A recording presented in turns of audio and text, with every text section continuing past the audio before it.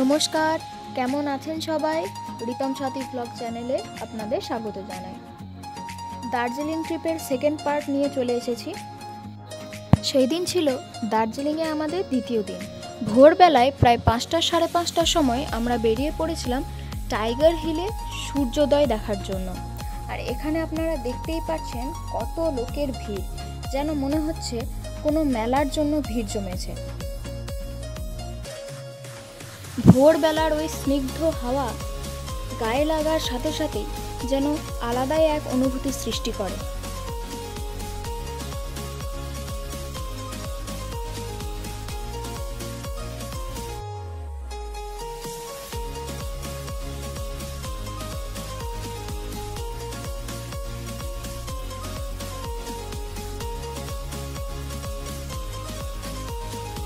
তারপরেই tiger hill থেকে বেরিয়ে কুয়াশায় মোড়া পাহাড়ি দৃশ্য দেখতে দেখতে আমরা পৌঁছে গেছিলাম ঘুম মনেস্ট্রি।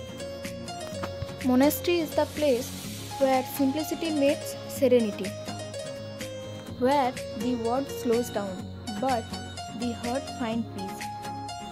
এই জায়গায় মন যেন এক আলাদা রকমের শান্তি পাচ্ছিল।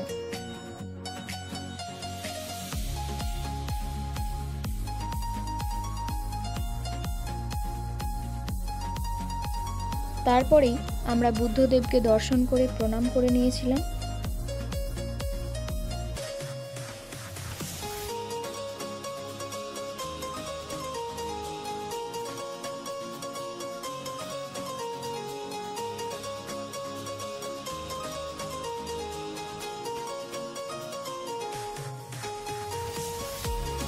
মনেস্ট্রি প্রাঙ্গণে একটা ছোট্ট জায়গার মধ্যে খুব সুন্দরভাবে আগুনের আঁচের ব্যবস্থা করা ছিল।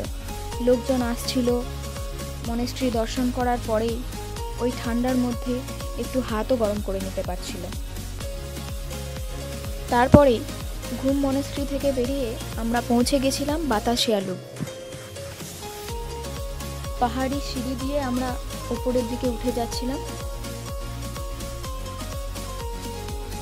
ভিতরে যাওয়ার আগে আমরা টিকিট কাউন্টার থেকে টিকিট কেটে নিয়েছিলাম আর তারপরে বাতাসিয়া লুপের উপরে উঠে গেছিলাম। বেলা তখন প্রায় পড়ে এসেছিল আর উঁচু থেকে পাহাড়ি দৃশ্য আরও ভালোভাবে দেখা যাচ্ছিল। এখানেও দেখতে পাচ্ছেন প্রচুর লোকজনের ভিড়। যে কোনো সাইট সিনেই লোকজনের ভিড় তো থাকবেই। আর এখানে কিছু দূরবীনও ছিল যেগুলো দিয়ে পাহাড়ি দৃশ্য আরও ভালোভাবে দেখা যেত। আর এখানে পাহাড়ি মহিলাদের যে সমস্ত পোশাক, তাদের ট্রেডিশনাল যে সমস্ত পোশাক যেগুলি পরে তাদের কাজ করতেও সুবিধা হয়, ওইগুলি ভাড়াতে পাওয়া যাচ্ছিল। ওনাদের কাছে পোশাক নিয়ে সেই পোশাক পরে বাতাসিয়া লুপের মধ্যে যতক্ষণ ইচ্ছা ঘুরতে পারেন, ফটো ভিডিও ইত্যাদি তুলতে পারেন। আর বেরিয়ে যাওয়ার সময় তাদের পোশাক তাদের কাছে জমা দিয়ে এবং টাকা দিয়ে যেতে হবে। বাতাসিয়া লুপও একটা ভীষণই সুন্দর জায়গা। আর সেখান থেকে বেরিয়েই পাহাড়ি রাস্তা দিয়ে আবারও আমরা এগিয়ে চলেছিলাম রক গার্ডেনে যাওয়ার উদ্দেশ্যে।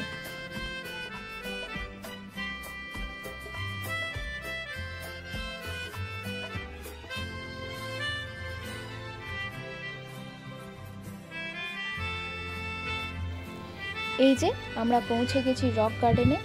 কেন জানি না এই জায়গাটি একটু বেশি যেন আমার মন কেড়ে নিয়েছিল।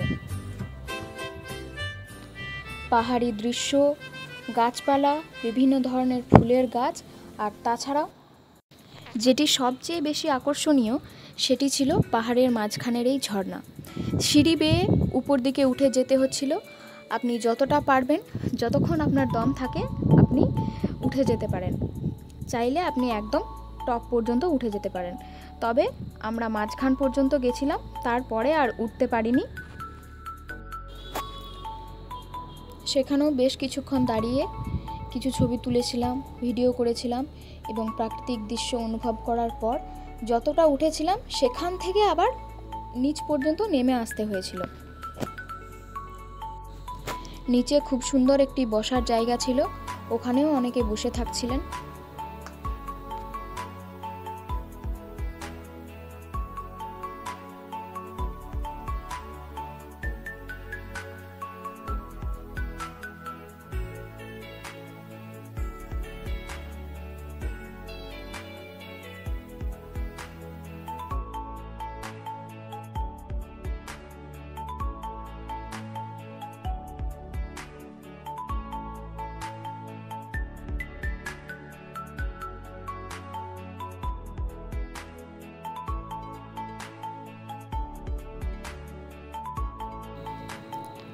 রক গার্ডেন থেকে বেরোনোর সময় আমরা দেখি প্রায় দুপুর হয়ে গেছে, তাই ঠিক করি আমরা হোটেলে গিয়ে লাঞ্চ করে একটু রেস্ট নিয়ে তারপর বিকাল দিকে বেরোবো বাকি সাইট সিনগুলো দেখার জন্য।